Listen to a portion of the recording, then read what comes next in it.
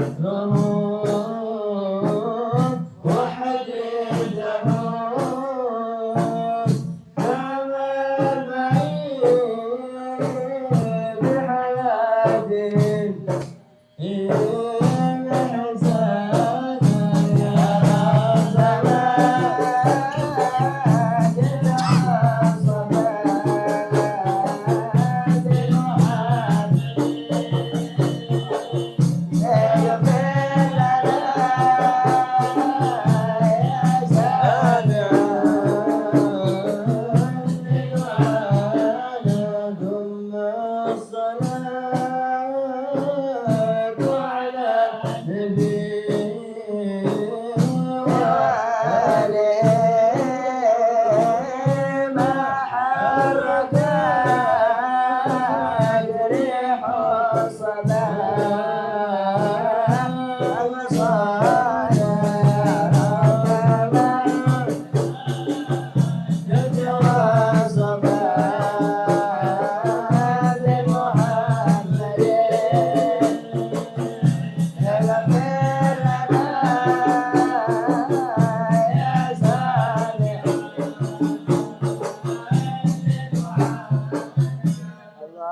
صل وسلم وبارك عليه وعلى آله.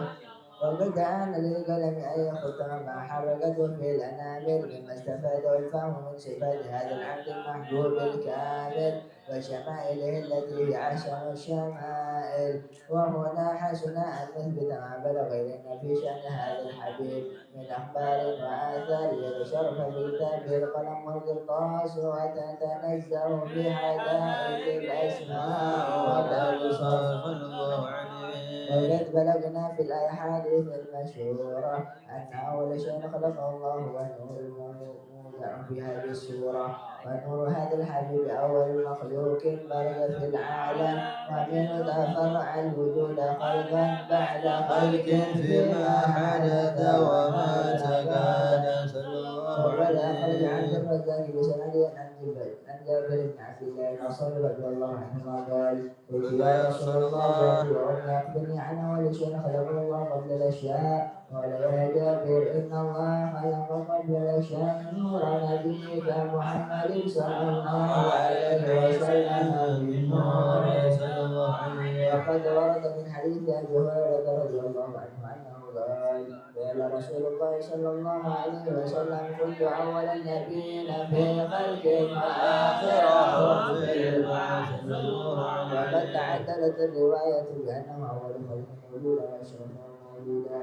ولما كان للسعادة الأبدية لها ملاحظة خفية اختصت من شاءت من البرية بكمال الخصوصية.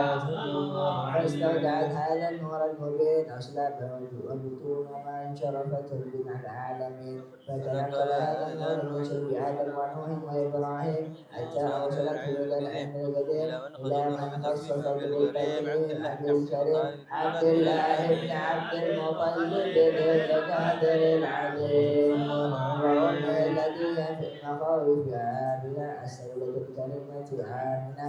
فتلقى شرب عبد الله فألقى إلى بطنها فضمته أحشائها بمعونة الله محافظة على حق هذه الدرة وصونها وحملته برعاية الله كما ورد عنها حملا خفيفا لا تجد له ثقلا ولا تشكو منه ألما ولا عللا.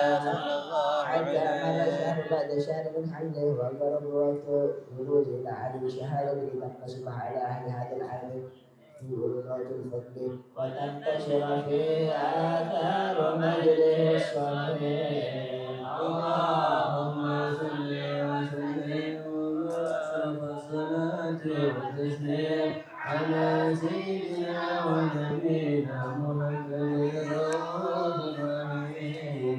اللهم صل وسلم وبارك عليه وعلى آله.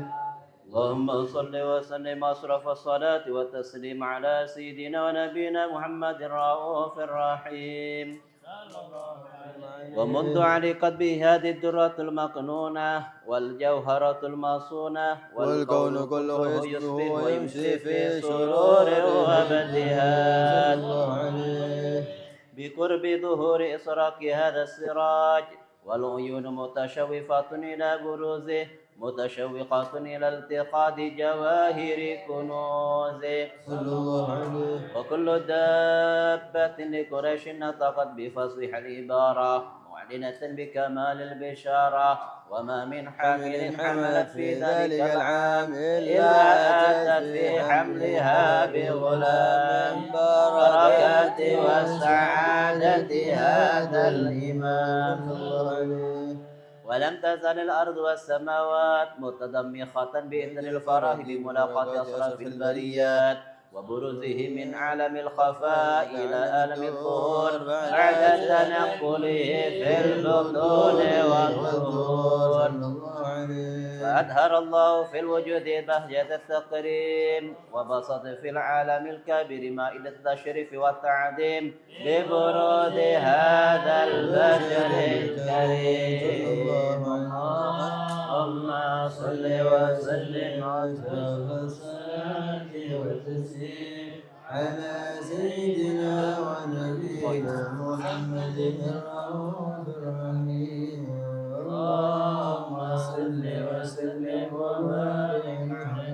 اللهم صل وسلم وبارك عليه وعلى آله. فحين ترضى عن وجه هذا الحبيب عانت السماوات والأرضون ومن فيهن بالترحيم. وأبطال الوجود لله على أهل الوجود تتت وألسنة الملائكة بالتبشير للعالمين. سبحان الله والحمد لله ولا إله إلا الله. الله أكبر. سبحان الله والحمد لله ولا إله إلا الله. الله أكبر. سبحان الله والحمد لله ولا إله إلا الله. الله أكبر. والقدرة كشفت غنى هذا المستور ليبرز نوره كاملا في عالم الظهور. نورا فاقه وأنفذ الحق حكمه على من أتم الله عليه النعمة من خواص الأمة أن يحضر عند وجهه أمة أنيسا لجنابها المسعود ومشاركة لها في هذا السباق الممدود. وحضرت بتوفيق الله سيدة مريم وسيدة آسية ومعهما من الحور العين من قسم الله له من الشرف بالقسمة الوافية. فالوقت الذي رتب الله على حضوره وجود هذا المولود وانفلق صبح الكمال من النور عن نور وبرز الحبيب المحمود مدعيا لله بالتعظيم والسجود. صلى الله على محمد صلى الله على محمد صلى الله عليه وسلم.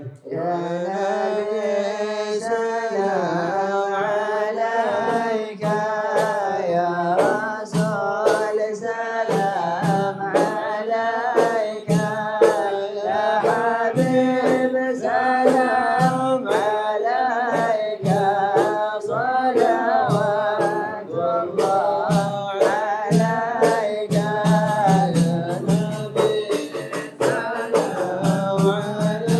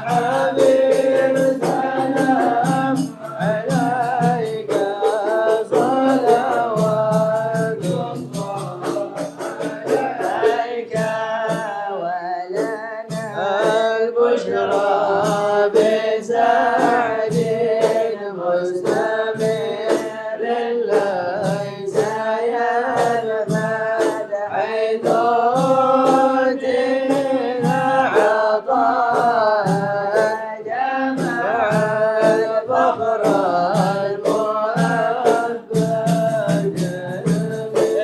بالسلام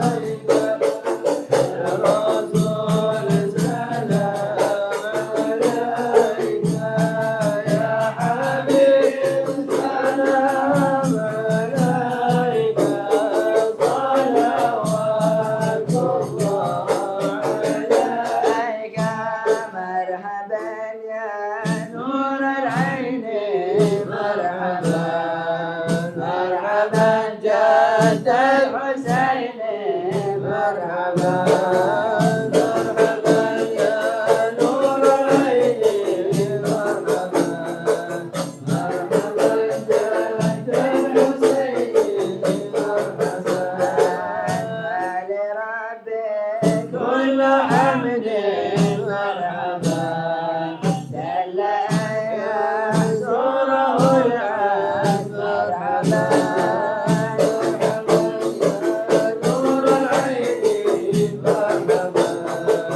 مرحبا جد الحسين مرحبا اذهبنا بوجود المصطفى مصطفى الهادي محمد مرحبا مرحبا يا نور العين مرحبا مرحبا جد الحسين يا رسول الله أهلا مرحبا مرحبا يا مرحبا بك إن بك نسعد مرحبا مرحبا يا مرحبا مرحبا أهلا وسهلا بالرسول مرحبا يا مرحبا مرحبا بقربي منه والوصول مرحبا يا مرحبا وبجاهي يا إلهي مرحبا مرحبا يا مرحبا جد وبلغ كل مقصد مرحبا مرحبا يا مرحبا مرحبا أهلا وسهلا بالرسول مرحبا يا مرحبا مرحبا بقربي منه والوصول أنا واهدنا نهج سبيل مرحبا مرحبا يا مرحبا أنا كي به نسعد ونرشد مرحبا مرحبا يا مرحبا مرحبا أهلا وسهلا بالرسول مرحبا يا مرحبا مرحبا بقربي منه مرحبا يا مرحبا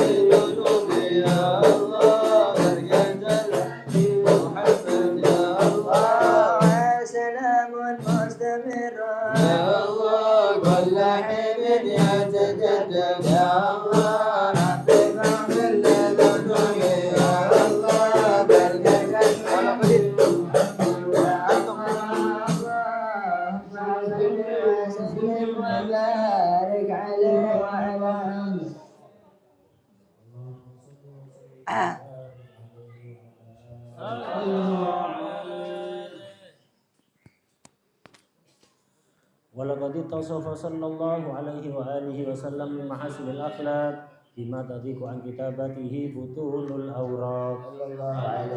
كان صلى الله عليه وآله وسلم أحسن الناس خلقا وخلقا وأولهم إلى مكارم الأخلاق سبقا وأوساهم بالمؤمنين حلما ورفقا. بر الرؤوفا لا يقول ولا يفعل إلا معروفا له الخلق السهل واللفظ المحتوي على المعنى الجزل إذا دعاه المسكين أجابه إجابة معجلة وهو الأب الشفيق الرحيم لليتيم والأرملة. وله مع سهولة أخلاقه الهيبة القوية التي ترتعد منها فرائس الأقوياء من البرية ومن نشيط به تعطرت الطرق والمنازل وبعرف ذكره تطيبت المجالس والمحافل. صلى الله عليه. فهو صلى الله عليه وآله وسلم جامع الصفات الكمالية والمنفرد في خلقه وخلقه بأشرف خصوصية فما من خلق في البرية محمود إلا وهو متلقا عن سيد الوجود. أجملت في وصف الحبيب وشانه وله الولا في مجده ومكانه أوصاف عز قد تعالى مجدها أخذت على نجم السهاب عنانه. وقد انبسط القلم في تدوين ما أفاده العلم بوقاء مولد النبي الكريم وحكاية ما أكرم الله به هذا العبد المقرب من التكريم والتعظيم والخلق العظيم. فحسن مني أن أمسك عينة الأكلام في هذا المقام وأقرأ السلام على سيد الأنام. السلام عليك أيها النبي ورحمة الله وبركاته. السلام عليك أيها النبي ورحمة الله وبركاته. السلام عليك أيها النبي ورحمة الله وبركاته. وبذلك يحصل الختم كما يحصل التقديم فعليه أفضل الصلاة والتسليم. اللهم صل وسلم أشرف الصلاة والتسليم على سيدنا ونبينا محمد الرؤوف الرحيم. اللهم صل وسلم وبارك عليه وعلى آله. بسم الله الرحمن الرحيم الحمد لله رب العالمين حمدا يوافي نعما يكافي مزيدا يا ربنا لك الحمد كما ينبغي لجلال وجهك ولعظيم سلطانك سبحانك لا نحصي ثناء على نفسك ولك الحمد حتى ترضى ولك الحمد إذا رضيت ولك الحمد بعد الرضا. اللهم صل على سيدنا محمد صلاة تغفر بها الذنوب وتسلو بها القلوب وتنطلق بها العصوب وتعنين بها الصعوب وعلى آله وصحبه ومن إليه منسوب. اللهم صل على سيدنا محمد في الأولين وصل وسلم على سيدنا محمد في الآخرين وصل وسلم على سيدنا محمد في كل وقت وحين. آمين. وصل وسلم على سيدنا محمد حتى ترث الأرض ومن عليها وأنت خير الوارثين. ولما نظم الفكر وانصاف المحمدية وقودا توجهت إلى الله متوسلا بسيدي وحبيبي محمد صلى الله عليه وسلم أن يجعل سعي فيه مشكورا وفعلي فيه محمودا وأن يكتب عملي في الأعمال المقبولة وتوجهي بالتوجهات الخالصة والصلات الموصولة. اللهم يا من إليه تتوجه الآمال فتعود ظافرة وعلى باب عزة تحد الرحال فتغشاها منه الفيوضات الغامرة. آمين.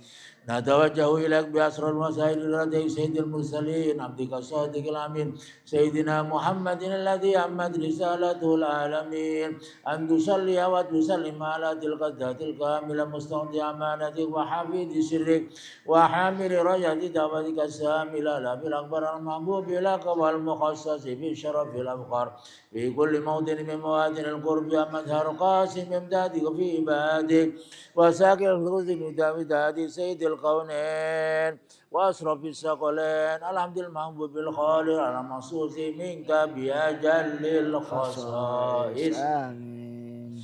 اللهم صل وسلم عليه وعلى اله واصحابه واله حضرة ربه من احبابه.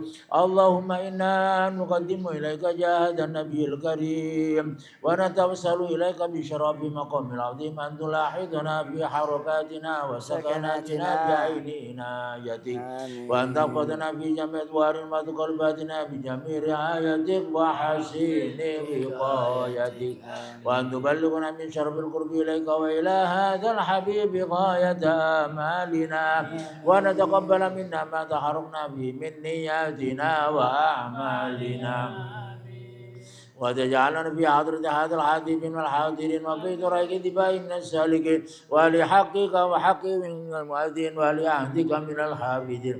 اللهم إنا لنطمع في رحمتك الخاصة فلا تخرمنا وذنونا جميلة هي وسيلتنا إليك فلا تخيبنا. آمنا بك وبرسولك وما جاء به من الدين وتوجهنا به إليك مشفعين أن تقابل المذنب منا بالغفران والمسيء بالإحسان والسائل بما سأل والمعمل بما وأن تجعلنا ممن نصر هذا الحبيب وأجر وبالغ وظهر وأما ببركات وشرف بجهده أولادنا ووالدينا وأهل قدرنا ووالدينا وجميع المسلمين والمسلمات والمؤمنين والمؤمنات في جميع الجهات وادم راجة مكمل أنظار منصورا مع الإسلام والإيمان بها مأمورا مانا وسورا واغفر لهم كربة المكروبين واقضي دين المدينين واغفر للمذنبين وتقبل توبة التائبين وانشر رحمتك على عبادك المؤمنين أجمعين واغفر لغير المهتدين وافضل المبسوط الأثر بوارد الحق في جميع النواحي والأقدار وأيدهم بتأييد من عندهم نصر من المعاندين من المنافقين والكفار واجعلنا يا ربي في حسن الحسين من جميع البلايا واجعلنا يا ربي في حسن الحسين من جميع البلايا واجعلنا يا ربي في حسن الحسين من جميع البلايا وفي كرس المكين من الذنوب والخطايا وأدمنا في العمل بطاعتك وصدقك الغميم وإذا توفيتنا فتوفنا مسلمين ومؤمنين واختم لنا منك بخير أجمعين وصل وسلم على هذا الحبيب المحبوب للأجسام والأرواح والقلوب وعلى آله وصحبه ومن إليه ثم آخر دعوانا أن الحمد لله رب العالمين. سبحان ربك رب العزة عما يصفون وسلام على المرسلين والحمد لله رب العالمين.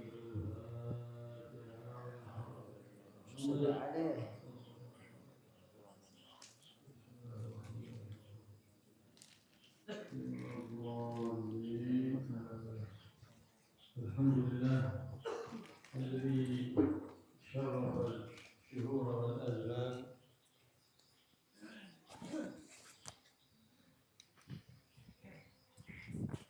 وفضل شهر رمضان على سائر الشهور.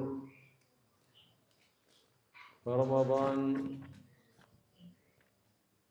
الشهر التاسع من الأشهر الهجرية جعله الله سبحانه وتعالى له فضلا عظيما وما من أمة إلا وفرض عليها الصيام وفرض عليها رمضان لكنهم أضلوا. منهم من صام رمضان وصام يوم قبله يوم الشك، والنبي محمد صلى الله عليه وسلم يقول من صام يوم الشك فقد عصى أبا القاسم. ما هو يوم الشك؟ يوم 30 من شعبان إذا تحدث برؤية الهلال ولم يثبت عند القاضي فعصوا وأضلوا. وصاموا يوم بعده وهو يوم أول يوم من شوال وحرام صيامه فأضلوا. النصارى فرض عليهم رمضان لكنهم زادوا فضلوا. نعم. وأما أهل الإسلام صاموا ما أمرهم الله ولم يزيدوا ببركة المعلم الأعظم محمد صلى الله عليه وسلم وقد كانوا قبل أن يفرض رمضان يجب عليهم صيام 3 أيام من كل شهر وصيام يوم عاشوراء، فبعد أن فرض رمضان بقي الصيام 3 أيام من كل شهر وصيام يوم عاشوراء بقي مندوبا ونسخ وجوبه بوجوب صيام شهر رمضان. فقد قال تعالى فمن شهد منكم الشهر فليصم الشهر أي شهر رمضان.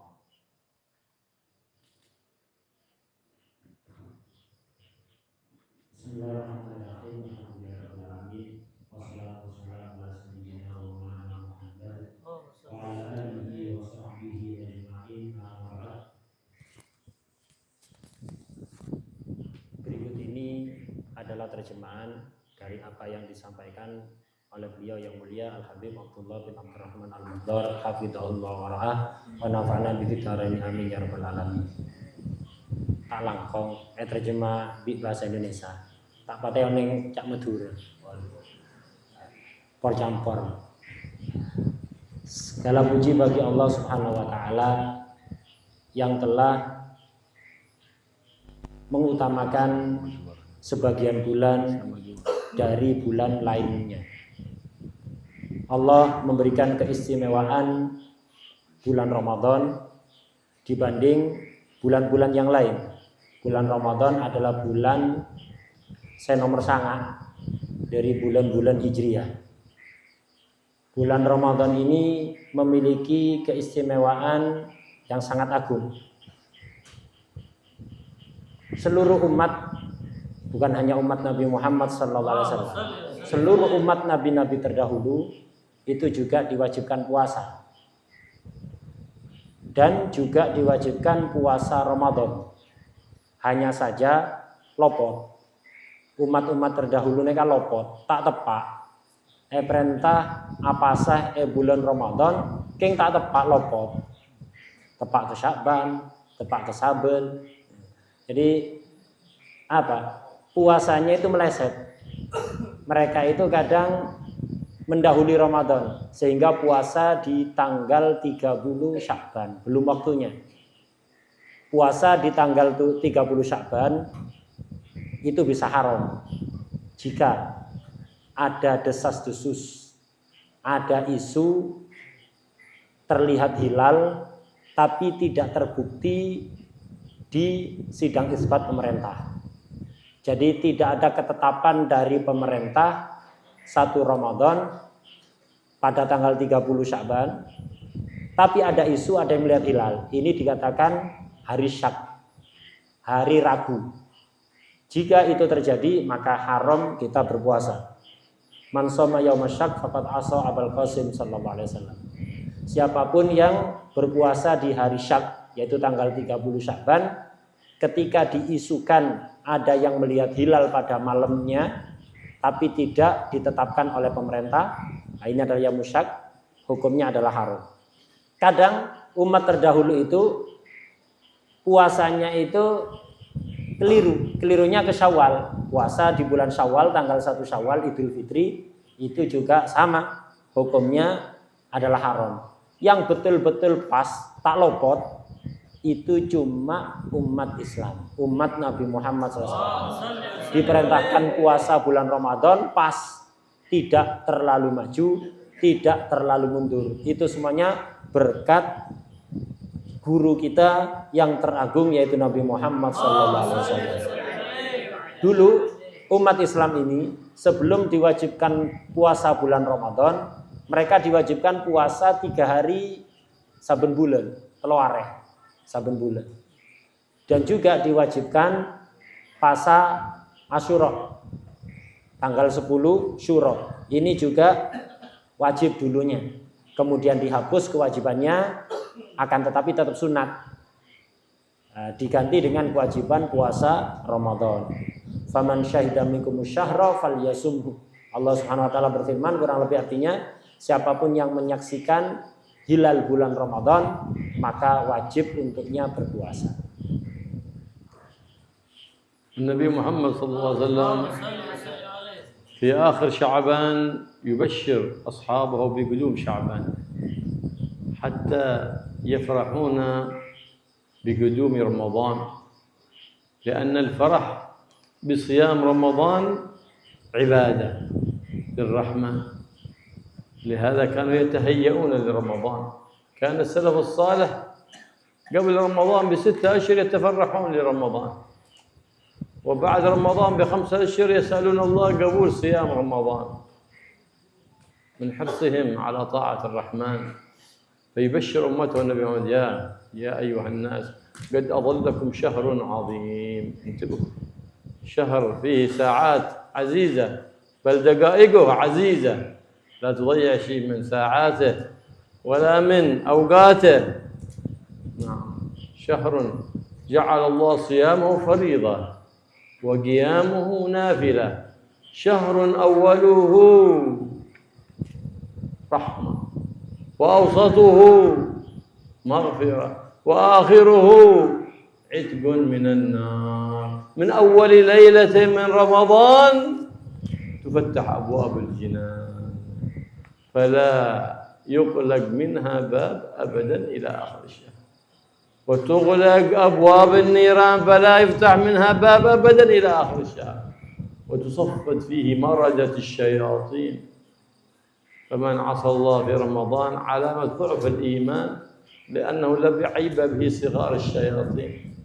فلهذا تجد كثير من يعصون في رمضان يقول: كيف هذا وقد صفدت المردة وبقية صغارهم يلعبون بضعاف الإيمان أو من لا إيمان معهم، تصفد الشياطين.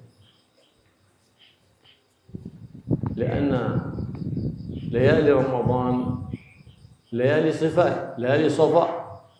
في كل ليلة من المغرب إلى الصبح ينادي منادي الرحمن، ما هو في الثلث الأخير فقط. في رمضان في كل ليلة من المغرب إلى الفجر: هل من تائب فأتوب عليه، هل من مستغفر فأغفر له، هل من طالب حاجة فأعطيه ما طلب. في كل ليلة ينادي منادي الرحمن، كل يوم كل ليلة يزين الله الجنان ويبشرها بقدوم العباد الصالحين. كل ليلة كل ليلة. وفي الصيام يقول فيه النبي إنه رمضان شهر الصبر، والصبر ثوابه الجنة. إيش الصبر؟ إيش ثوابه؟ ثوابه في الجنة. فلهذا كان الخلوف، الرائحة الكريهة عند الله، أي عند لقاء الله وعند ملائكة الله، أطيب عند الله من المسك. ليش؟ لأنها أثر عبادة لله سبحانه وتعالى. في آخر ليلة يقول النبي محمد صلى الله عليه وسلم: يعتق الله سبحانه وتعالى من النار عباده. قال: هي يا رسول الله ليلة القدر؟ قال: لا، ليست ليلة القدر، إنما يوفى العامل أجره إذا استوفى عمله. في آخر ليلة، في كل ليلة من رمضان لله سبحانه وتعالى 1000 عتيق من النار، كلهم قد استوجب العذاب. في آخر ليلة من رمضان يعتق الله مثل ما اعتق من أول الشهر إلى آخره. عظيم من الرحيم سبحانه وتعالى. فلهذا أمرنا النبي محمد صلى الله عليه وسلم أن نستكثر فيه من 4 خصال، ليس عند الإفطار فقط، في كل وقت نستكثر: الصبح، في المساء، قبل الإفطار، بعد الإفطار، دائما. قال: خصلتين فاستكثروا فيه من 4 خصال: خصلتين ترضون بهما ربكم، وخصلتين لا غنى لكم عنهما. أما الخصلتان اللتان ترضون بهما ربكم: تشهدون أن لا إله إلا الله وتستغفرونه. وأما الخصلتان اللتان لا غنى لكم عنهما: تسألون الله الجنة وتستعيذون به من النار. فلهذا في شهر رمضان ينبغي أن تجتمع العائلة على هذا الذكر وعلى ذكر الرحمن وعلى تلاوة القرآن. إذا تفرقت في كل الشهور على الأقل يكون رمضان سبب جمع الشمل، فيجتمعون قبل الإفطار ويأتون بهذا الذكر المعتاد الذي نص عليه سيد العباد: أشهد أن لا إله إلا الله نستغفر الله نسألك الجنة ونعوذ بك من النار. هذا يسن الإكثار منه مطلقا، ما هو عند الإفطار فقط كما يعتقد البعض، بل دائما في كل وقت في شهر رمضان استكثر من هذا الذكر، فإنه ذكر عظيم أرشدنا إليه الرؤوف الرحيم محمد صلى الله عليه وعلى آله وصحبه وسلم.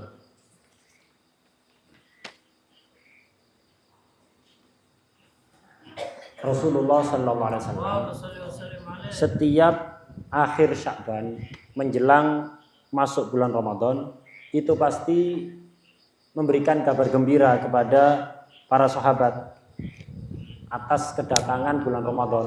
Tujuannya apa? Agar para sahabat bersiap-siap dan mereka menyambut Ramadan itu dengan perasaan gembira.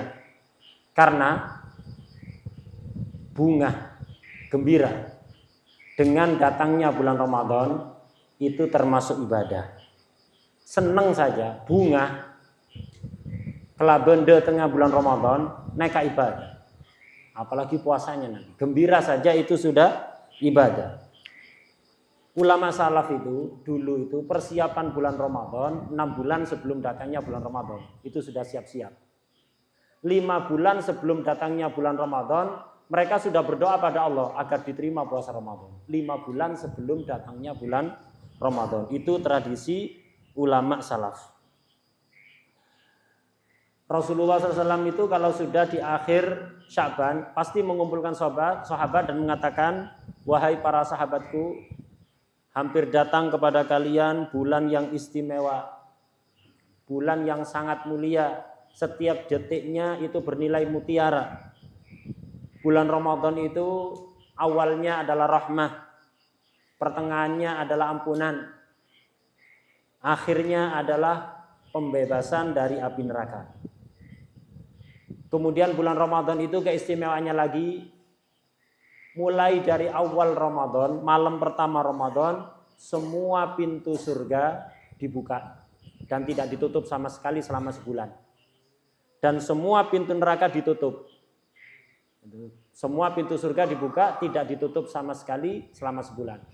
Semua pintu neraka ditutup, tidak dibuka sama sekali selama sebulan. Kemudian di bulan Ramadan, setan-setan, pembesar setan itu dikerangkeng. Etale setan-setan seraja bener senek kene dinagi. Setan sejor-ajor wah. Kasa neka se etale diikat. Sehingga kalau ada orang di bulan Ramadan kok maksiat, tanda imannya sangat lemah atau tidak punya iman. Kenapa? Bisa terbujuk oleh setan kelas PAUD. Itu. Setan yang senior di kerangkeng semua. Jadi yang mengganggu orang-orang di bulan Ramadan, setan itu setan kelas PAUD. Nah, kalau kita tergiur maksiat di bulan Ramadan, tanda kita tidak punya iman atau imannya sangat lemah sekali. Bulan Ramadan ini bulan istimewa. Setiap malamnya istimewa. Kalau di hari-hari yang lain, di bulan yang lain, Allah itu menjadikan malam itu istimewa di sepertiga terakhir. Malam itu kalau sudah masuk sepertiga terakhir, Allah akan mengumumkan, ayo yang mau tobat, sekarang saatnya. Yang mau istighfar, sekarang saatnya. Yang mau meminta hajat apapun, silahkan sekarang saatnya. Itu hanya di sepertiga malam terakhir. Kalau masih awal kayak gini belum waktunya. Itu kalau selain bulan Ramadan. Menabi bulan Ramadan istimewa. Mulai maghrib sampai subuh Allah mengumumkan, ayo siapapun yang mau minta ampunan tobat sekarang saatnya. Mau istighfar sekarang saatnya. mau minta hajatnya apapun, sekarang saatnya. Mulai maghrib sampai subuh, istimewa. Karena itu manfaatkan sebaik-baiknya malam-malam bulan Ramadan. Bulan Ramadan ini bulan kesabaran. Kita perlu sabar untuk menahan nafsu kita. Dan orang sabar itu balasannya adalah surga. Kemudian keistimewaan lagi orang puasa adalah orang puasa itu ketika bau mulutnya bau beceng, bau nggak sedap. Ketika mulutnya itu bau nggak nyaman, itu bagi kita manusia nggak nyaman. Tapi di sisi Allah itu lebih wangi dibanding misik. Di sisi Allah pahalanya sangat besar. Kenapa? Karena itu akibat dari ibadah.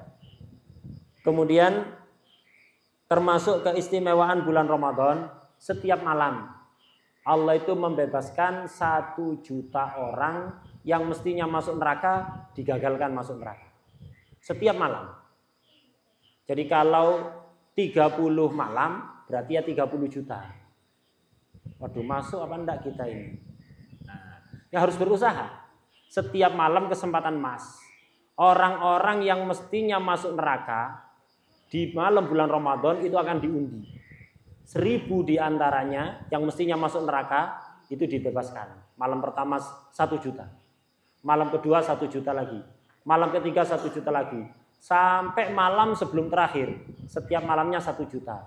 Malam terakhir beda. Bukan 1 juta. Kelipatan dari awal sampai akhir Ramadan.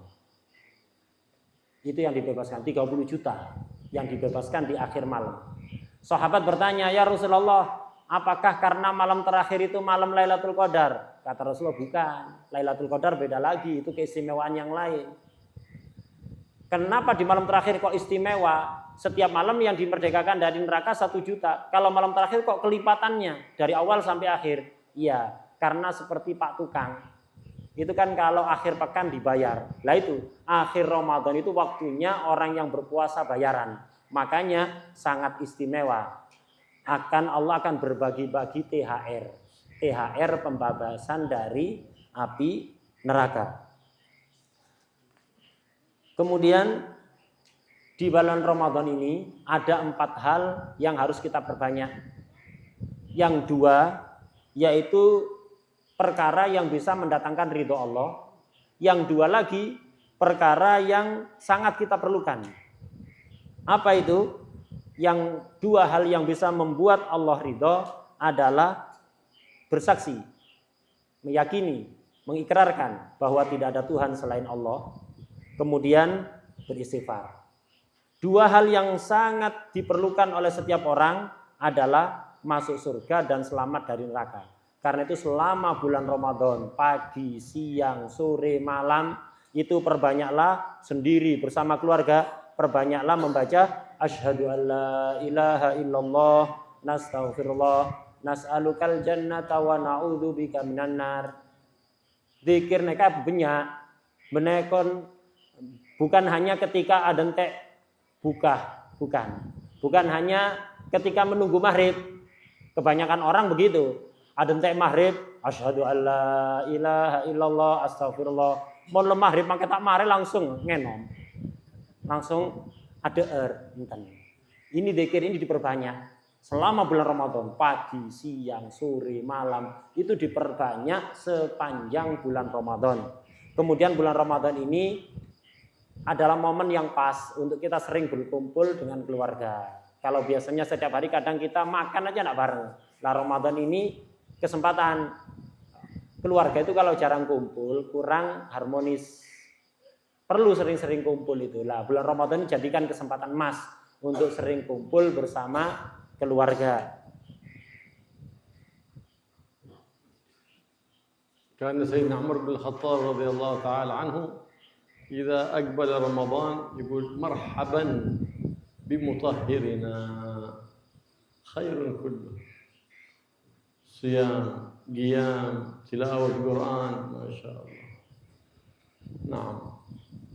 وقد كان قال صلى الله عليه وسلم من صام رمضان إيمانا واحتسابا غفر الله له ما تقدم من ذنبه.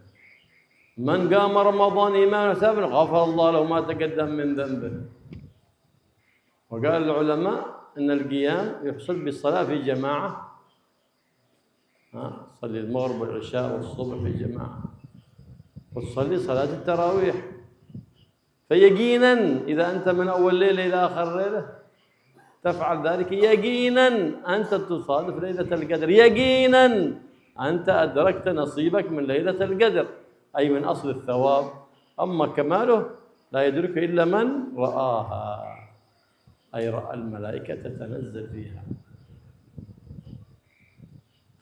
عمل يسير لكن أجر عظيم، خير أفضل من 1000 شهر، ما هو مثل 1000 شهر، أفضل خير، خيرا أي أفضل من عبادة 1000 شهر ليلة واحدة. لهذا أبهمها الله سبحانه وتعالى حتى يكون العبد مجتهد ومشمر من أول ليلة من ليالي رمضان إلى آخر ليلة، إلى آخر ليلة. كان صلاها النبي محمد صلى الله عليه وسلم، فجاء الصحابة يصلون خلفه فصلاها ليالي. قال سيدتنا عائشة شاف الخلق كثر وانقطع، لماذا يا رسول الله؟ قال خشيت أن تفرض عليكم فما تستطيعون بعد، رحمة بأمته. فصليت التراويح في عصر سيدنا أبي بكر فرادى، في صدر من عصر عمر فرادى، حتى سمع سيدنا عمر رضي الله عنه حديثا من باب مدينة العلم، ليث بني غالب علي بن أبي طالب كرم الله وجهه، قال سمع من النبي محمد صلى الله عليه وسلم سيدنا علي أنه يقول أن لله سبحانه وتعالى مكان يقال حظيرة القدس من نور، فيه ملائكة يعبدون الله لا يعلم عددهم إلا الله سبحانه وتعالى. فإذا كان رمضان استأذنوا مولاهم في ليالي رمضان أن يشهدوا الصلاة مع أمة النبي محمد صلى الله عليه وسلم، فيأذن المولى لهم، فمن مسهم أو مسوه سعد سعادة لا يشقى بعدها أبدا، ما يشقى بعدها. لما سمعنا قال سيدنا عمر نحن أحق بهذا، فسعى جمع الرجال على إمام أبي بن كعب، وجمع النساء في موضع آخر على إمام سليمان بن أبي خثعم. نعم.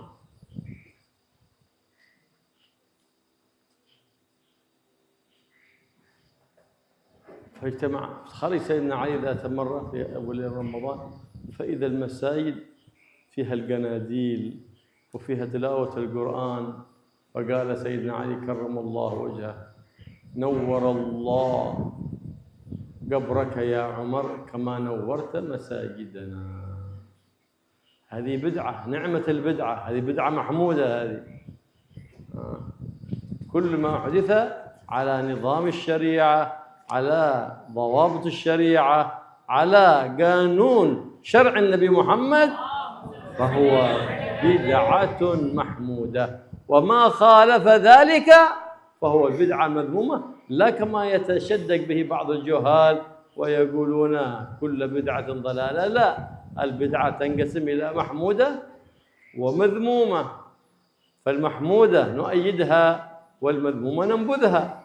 فهكذا كان سيدنا عمر ابتدع، قال نعمة البدعة هي نعمة البدعة، بدعة نعم لكنها محمودة. ليه؟ لأنه فيه خير للأمة النبي محمد صلى الله عليه وآله وسلم.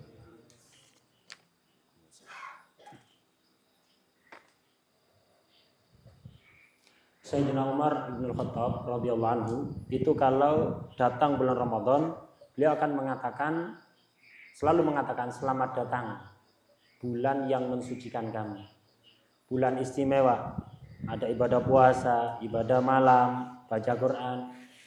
Itu yang dikatakan oleh Sayyidina Umar. Dalam hadis Rasulullah SAW bersabda, kurang lebih artinya siapa yang berpuasa Ramadan karena iman dan mencari pahala dari Allah, maka akan diampuni dosa-dosanya yang telah lalu. Dalam hadis yang lain beliau bersabda, kurang lebih artinya siapa yang beribadah di malam bulan Ramadan karena iman, membenarkan sabda Rasulullah SAW, janji Allah, dan berharap pahala dari Allah, maka akan diampuni seluruh dosa-dosanya yang telah lalu. Beribadah di malam Ramadan itu minimalnya kita sholat isya berjamaah setiap malam. Apalagi kalau ditambah sholat taraweh. Kalau setiap kita dari awal Ramadan selalu ikut jamaah isya dan ikut taraweh sepanjang Ramadan, pasti kita akan mendapatkan Lailatul Qadar. Dijamin itu. Dapat pahala Lailatul Qadar, yang mana Lailatul Qadar ini ibadah satu malam itu saja pahalanya lebih baik. Bukan sama. Mengalahkan ibadah 1000 bulan. 83 tahun lebih. Jadi malam Lailatul Qadar, ibadah satu malam saja pahalanya lebih besar dibanding ibadah selama 1000 bulan. Bagaimana caranya mendapatkan pahala yang sebesar itu Lailatul Qadar? Cukup minimalnya setiap malam kita sholat isya dan tarawih.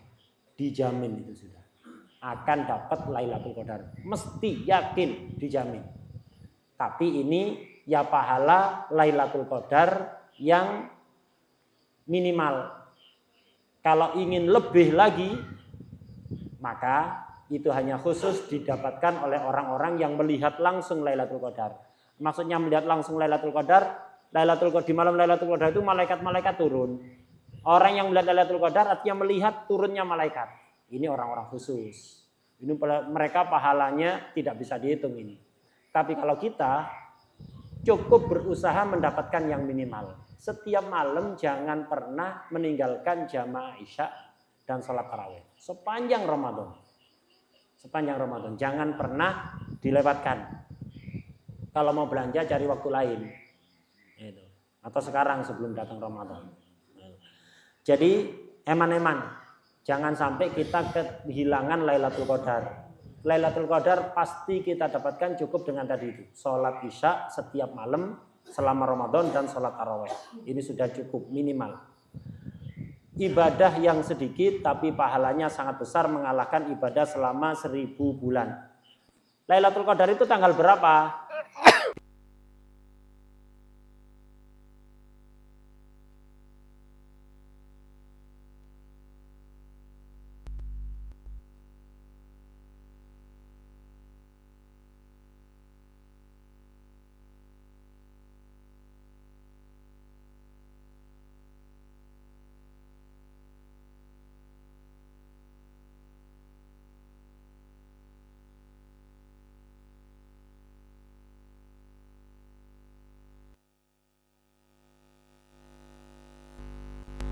Kemudian sebagian malam keluar lagi tambah banyak. Akhirnya Nabi gak keluar.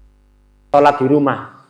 Gak sholat di masjid. Sahabat bertanya-tanya, ya Rasulullah, kenapa Anda tidak keluar sholat bersama kami? Kata Rasulullah SAW, aku takut kalau sholat tarawih nanti diwajibkan. Jadi Rasulullah kasihan kepada umatnya. Kepada kita ini. Takut nanti kalau wajib malah kita tidak mampu melaksanakannya.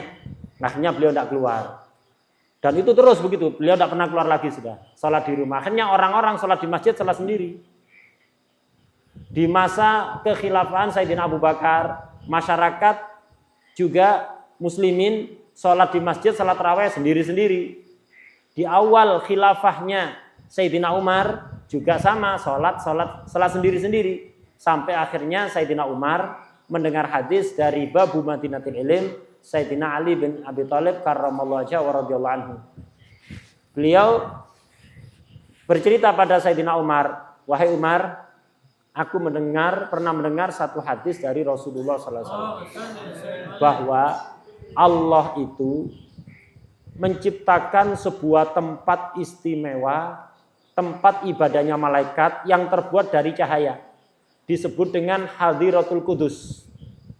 Ini tempat yang sangat besar, tempat ibadahnya malaikat. Berapa jumlah malaikat yang ibadah di situ? Sangat banyak sekali, sehingga tidak ada yang bisa menghitung kecuali Allah Subhanahu wa taala. Saking banyaknya. Itu. Ada malaikat khusus yang selalu ibadah di tempat namanya Hadiratul Qudus. Lah, kalau bulan Ramadan, kata Rasulullah,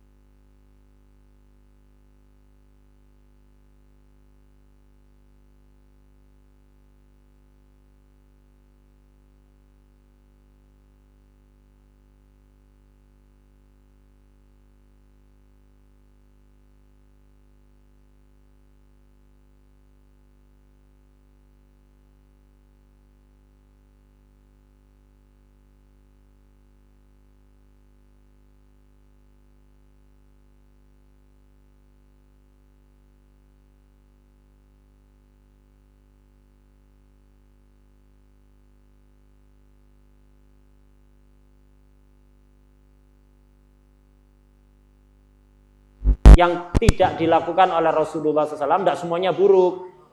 Kalau tidak bertentangan dengan kaidah-kaidah syariat Nabi Muhammad, maka walaupun baru tetap baik. Tapi kalau bertentangan, ini yang buruk. Jadi nggak seperti yang difahami oleh sebagian orang sesat, bahwa semua bid'ah yang baru itu berarti sesat, tercela. Yang nggak ada di zaman Nabi itu berarti sesat, tercela. Yang ngomong juga tidak ada di zaman Nabi. Dia juga tidak ada, sesat berarti. Tapi tidak. Ulama kita menjelaskan bahwa bid'ah itu ada yang baik, ada yang buruk. Yang bertentangan dengan kaidah-kaidah syariat Nabi itu yang jelek. Sementara yang nggak bertentangan maka hukumnya baik. Salat tarawih mujma' ala anha 20. من جماعة سيدنا عمر على 20 إلى يومنا هذا. والآن يختلف كثير من المسلمين هذا 20 ولا 8. نقول من صلى 8 صلى من التراويح، من صلى 4 صلى من التراويح، صلى 10 صلى من التراويح ولم يصلي التراويح كاملة، ومن صلى 20 صلاها تامة. تراويح جمع ترويحة، لأنهم كانوا يتروحون فيما كل 4 ركعات، فلا بد من تسليمة من كل ركعتين.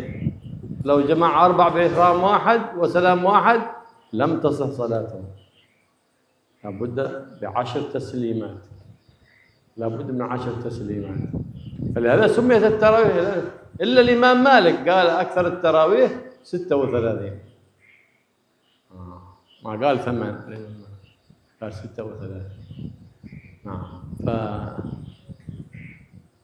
فهذه هي صلاة القيام، صلاة التراويح فيها فضل عظيم.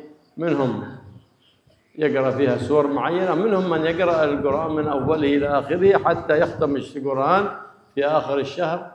فللسلف الصالح عمل كثير من حيث ما يقرؤون في ذلك، لكن لم يرد شيء بخصوصه عن النبي محمد صلى الله عليه وسلم. فكما تحرص على التراويح احرص على الرواتب القبلية والبعدية فإن أفضل من التراويح. احرص على الوتر فإن أفضل من التراويح. فكثير يصلي التراويح ويترك بعدية العشاء وهي أفضل من التراويح. احرص على كل عمل يقربك إلى الله سبحانه وتعالى. فقد قال صلى الله عليه وآله وصحبه وسلم: لو أذن الله للسماوات والأرض أن تنطقا لشهدتا لصائم رمضان بالجنة. خلي صيامك لله، فلا تجعل ولا تفطر إلا على حلال. واحرص أن تفطر الصائم، فإن من فطر صائما كان له كعدة رقبة وغفر الله ذنوبه، ومن شبع صائما كان له عتق من النار، كان له غفر الذنوب، وسقاه الله من حوضي شربة لا يظمأ بعدها أبدا. هذا الأجر لمن فطر صائم. قال: يا رسول الله ليس كلنا يجد ذلك. قال: ذلك على شربة ماء ومذقة لبن، تحصل حتى على حبة تمرة، تحصل هذا الأجر والثواب. أهم شيء الإخلاص في العمل لرب الأرباب سبحانه وتعالى. واحرص في أول ليلة من رمضان فإنها ليلة النظرة، فمن نظر الله له لا يعذبه أبدا. واحرص في أول ليلة من رمضان صلي 4 ركعات من صلاة التطوع، تقرأ في كل ركعة بعد الفاتحة مقرأ من سورة الفتح: إنا فتحنا لك فتحا مبينا. فقد ذكر ذلك الإمام الخطيب الجربيني في تفسيره في آخر تفسير سورة الفتح بسند عن ابن عادل أن من صلاها وقرأ فيها هذه السورة حفظ في عامه إلى العام القابل. وما أحوجنا للحفظ في هذا الزمان الذي كثر فيه الافتتان، فالله يحفظنا من فتن الزمان ويجعل قدوم رمضان قدوم خير وبركة، يوفقنا فيه الإكثار من تلاوة القرآن ويشرح صدورنا بالقرآن ويجعله قادما علينا وعليكم بالأمن والإيمان والإطمئنان، ويوفقنا فيه الإكثار من تلاوة القرآن ويجعلنا وإياكم من عتقائه ونقذائه من النيران. ويدخلنا وإياكم جوار حبيب الرحمن إلى وسط الجنان يا رحيم يا رحمن يا حي يا قيوم. سلمنا لرمضان وسلم رمضان وتقبله وتسلمه منا متقبلا يا رب العالمين برحمتك يا أرحم الراحمين. وصلى الله تعالى على سيدنا محمد وآله وصحبه وسلم والحمد لله رب العالمين.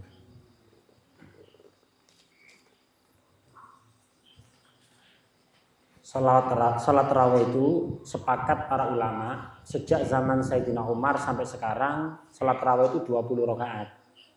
Loh, kalau salat 8 bagaimana? Boleh, tapi berarti salat sebagian tarawih. Enggak tarawih berarti. Sepertiga tarawih. Gitu. Jadi kalau yang salat 4 rakaat boleh, 8 rakaat, 10 boleh, tapi berarti tarawih sebagian. Enggak total. Yang sempurna berapa? 20 rakaat. Dan salat tarawih ini harus 2 rakaat, 2 rakaat. Setiap 2 rakaat salam. Jadi totalnya kalau 20 rakaat 10 kali salam.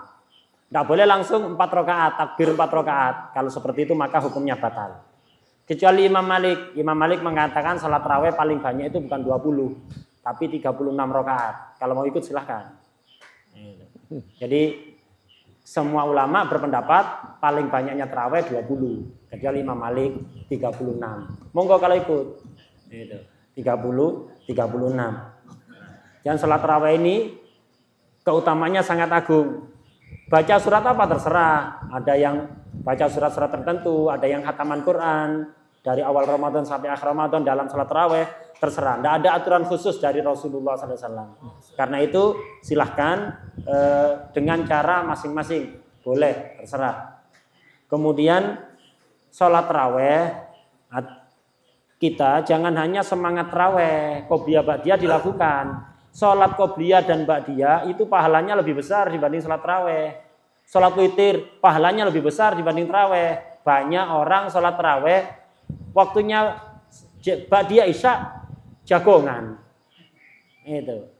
Banyak ini, keliru. Anda sholat ba'diyah isya, pahalanya lebih besar dibanding Anda sholat tarawih. Jadi kalau waktunya ba'diyah isya, sholat jangan ngak-ngakaan.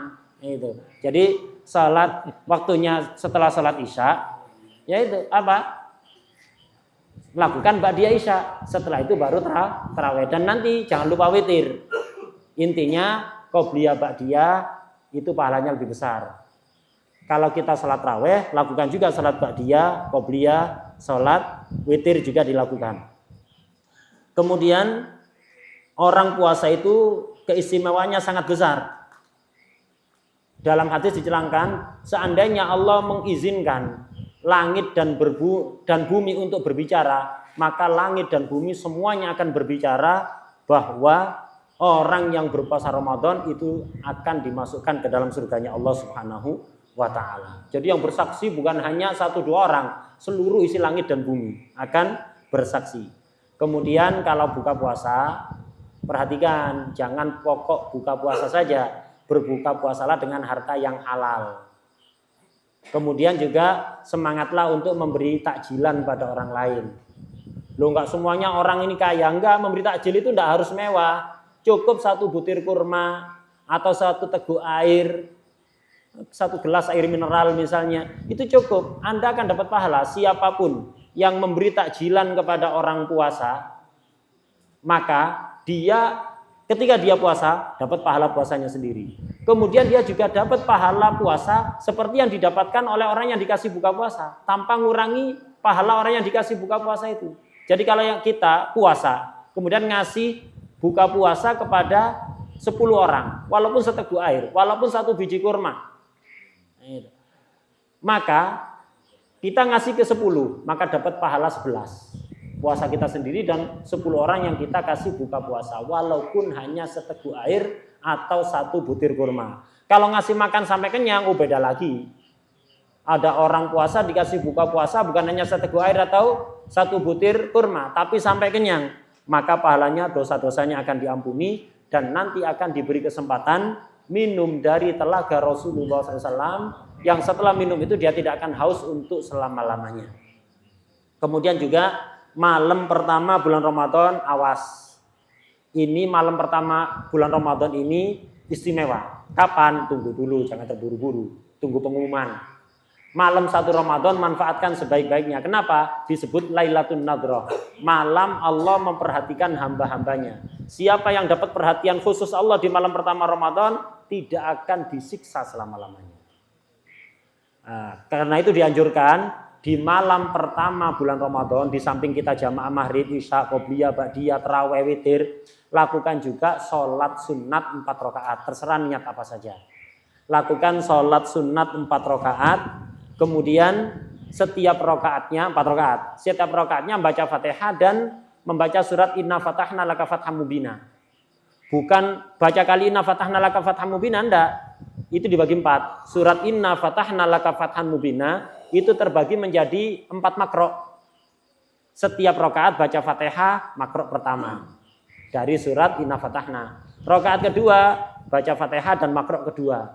Rakaat ketiga baca Fatihah dan makro ketiga. Rakaat keempat baca Fatihah dan makro keempat dari surat Inna Fatahna Laka Fatham Mubina. Kalau tidak hafal bisa megang mushaf atau aplikasi Quran yang ada di HP bisa. Kalau tidak hafal. Ini diriwayatkan oleh Imam Khatib Syirbini di tafsirnya ketika mentafsiri akhir surat Fatah. Beliau meriwayatkan hadis dari Ibnu Adil bahwa siapapun yang melakukan salat 4 rakaat dengan cara tadi di malam pertama bulan Ramadan, maka sepanjang tahun akan dijaga oleh Allah. Dijaga dari keburukan zahir maupun batin. Di zaman ini zaman penuh fitnah, fitnah zahir, fitnah batin, kita sangat perlu penjagaan dari Allah. Kepingin dijaga oleh Allah, lakukan salat ini. Habis itu setelah melakukan 4 rakaat ini, mau antri sate untuk sahur, enggak apa-apa. Jangan hanya bingung antri sate, akhirnya enggak memanfaatkan malam pertama. Nah itu. Karena itu manfaatkan sebaik-baiknya. اللهم يا على الخير والخير وعن عليه وفريق الخير وعن عليه اللهم انا نباتنا من ذكر الدنيا وصادق المزيد اللهم تعالى بالامور في الدنيا وعذاب الاخره يا مالك الدنيا والاخره اللهم استر عوراتنا وامن روعاتنا يا رب العالمين اللهم بارك في شهر رمضان واجعل بدون خير وبركه علينا وعلى امه الاسلام يا رب العالمين بدون خير والايمان والسلام والاسلام يا سلام سلمنا والمسلمين خلصنا من كل اذى ومن كل بلاء يا رب العالمين ومن علينا بالعافيه الظاهره والباطنه برحمتك يا ارحم الراحمين يا ارحم الراحمين يا ارحم الراحمين وصلى الله تعالى على سيدنا محمد وصحبه وسلم والحمد لله رب العالمين بسر الفاتحه الى آمين آمين آمين ربنا تقبل